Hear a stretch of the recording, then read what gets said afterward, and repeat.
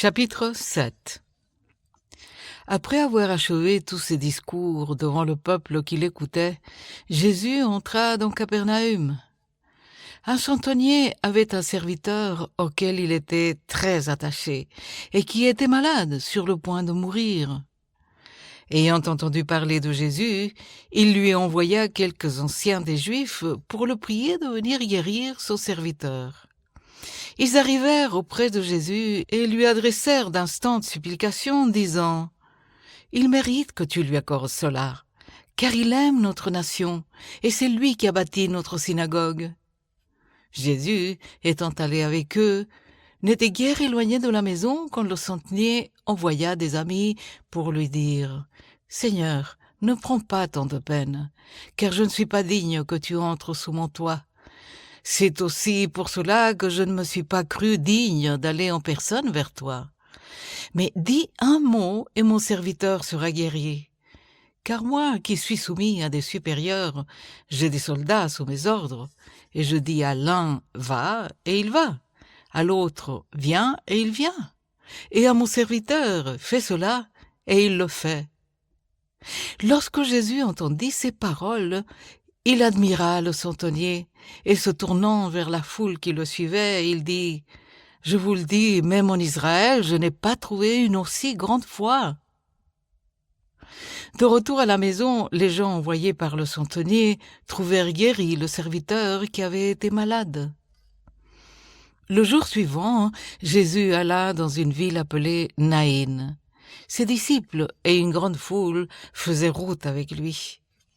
Lorsqu'il fut près de la porte de la ville, voici, on portait en terre un mort, fils unique de sa mère, qui était veuve. Et il y avait avec elle beaucoup de gens de la ville. Le Seigneur, l'ayant vue, fut ému de compassion pour elle, et lui dit « Ne pleure pas ». Il s'approcha et toucha le cercueil. Ceux qui le portaient s'arrêtèrent. Il dit « Jeune homme, je te le dis, lève-toi !» Et le mort s'assit et se mit à parler. Jésus le rendit à sa mère.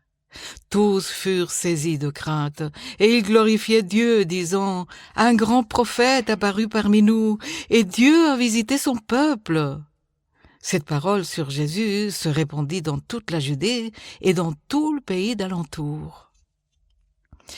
Jean fut informé de toutes ces choses par ses disciples. Il en appela 2 et les envoya vers Jésus pour lui dire « Es-tu celui qui doit venir, ou devons-nous en attendre un autre ?» Arrivés auprès de Jésus, ils dirent « Jean-Baptiste nous a envoyés vers toi pour dire « Es-tu celui qui doit venir, ou devons-nous en attendre un autre ?» Alors même, Jésus guérit plusieurs personnes de maladies, d'infirmités et d'esprits malins, et rendit la vue à plusieurs aveugles. Et il leur répondit « Allez, rapportez à Jean ce que vous avez vu et entendu. » Les aveugles voient, les boiteux marchent, les lépreux sont purifiés et les sourds entendent. Les morts ressuscitent, la bonne nouvelle est annoncée aux pauvres. Heureux celui pour qui je ne serai pas une occasion de chute. Lorsque les envoyés de Jean furent partis, Jésus se mit à dire à la foule au sujet de Jean « Qu'êtes-vous allés voir au désert? Un roseau agité par le vent? Mais qu'êtes-vous allés voir? Un homme vêtu d'habits précieux? Voici ceux qui portent des habits magnifiques et qui vivent dans les délices sont dans les maisons des rois. Qu'êtes-vous donc allés voir? Un prophète? Oui, vous dis-je, et plus qu'un prophète. C'est celui dont il est écrit « Voici, j'envoie mon messager devant ta face pour préparer ton chemin devant toi. » Je vous le dis, parmi ceux qui sont nés de femmes, il n'y en a point de plus grand que Jean. Cependant, le plus petit dans le royaume de Dieu est plus grand que lui. Et tout le peuple qui l'a entendu, et même les publicains, ont justifié Dieu en se faisant baptiser du baptême de Jean. Mais les pharisiens et les docteurs de la loi, en ne se faisant pas baptiser par lui, ont rendu nul à leur égard le dessein de Dieu. À qui donc comparerai-je les hommes de cette génération? Et à qui ressemblent-ils? Ils ressemblent aux enfants assis sur la place publique et qui, se parlant les uns aux autres, disent « Nous vous avons joué de la flûte et vous n'avez pas dansé. Nous vous avons chanté des complaintes et vous n'avez pas pleuré. Car Jean-Baptiste est venu ne mangeant pas de pain et ne buvant pas de vin, et vous dites « Il a un démon ». Le Fils de l'homme est venu mangeant et buvant, et vous dites « C'est un mangeur et un buveur, un ami des publicains et des gens de mauvaise vie ». Mais la sagesse de Dieu est reconnue comme telle par ceux qui la reçoivent. Un pharisien apprit à Jésus de manger avec lui. Jésus entra dans la maison du pharisien, et il se mit à table.